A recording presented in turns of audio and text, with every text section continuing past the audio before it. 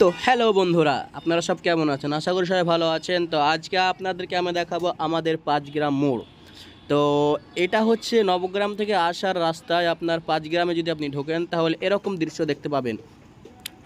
আর ৫ গ্রামের দৃশ্যটা বলতে গেলে অবশ্যই অনেক অনেক অনেক সুন্দর।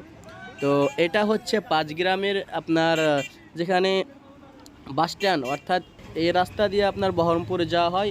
এখানে আপনার সে যে বহরমপুর যায় সেখানে দাঁড়িয়ে থাকে। তো এটা হচ্ছে ৫ গ্রাম মেন, এটা হচ্ছে यही नहीं আপনার अभी और ৫ सुनिए। গ্রাম দক্ষিণ মোড়ের মেন যে ট্রাফিকটা, এটা হচ্ছে সেই জায়গা। তো দেখতে পাচ্ছেন অনেক টোটো দাঁড়িয়ে আছে, অনেক মানুষ দাঁড়িয়ে আছে, যে যেখানে যাওয়ার গন্তব্যস্থলে যাওয়ার জন্য সেখানে অপেক্ষা করছে। তো বেশি কথা না বাড়িয়ে, এটা হচ্ছে ৫ গ্রাম মোড়। এখানে হচ্ছে ট্রাফিক, অবশ্যই ট্রাফিকের জায়গাটা ভেঙে দেওয়া হয়েছে এবং ভালো করে নতুন করে রাস্তা তৈরি করা হয়েছে।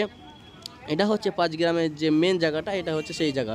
তো আপনি আপনার সামনাসামনি দেখতে পাবেন একটি জনতা মিষ্টি ভাণ্ডার। তো এখান থেকে মিষ্টি ক্রয় করি আমরা অবশ্যই। আর এটা দেখতে পাচ্ছেন, এটা হচ্ছে নগর বা খড়গ্রাম যাওয়ার রাস্তা।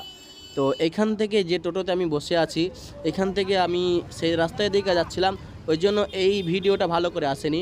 তো এটা হচ্ছে আপনার শেরপুর নগর খড়গ্রাম, এই রাস্তা দিয়ে যাওয়া হয় এবং তারা ওই সামনে দিয়ে আসে এবং ৫ গ্রামে পৌঁছে যায়।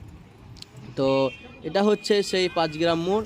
তো কে কে ৫ গ্রাম এসেছেন অবশ্যই কমেন্টে জানাবেন এবং আমাদের শহরটি কেমন অবশ্যই জানাবেন।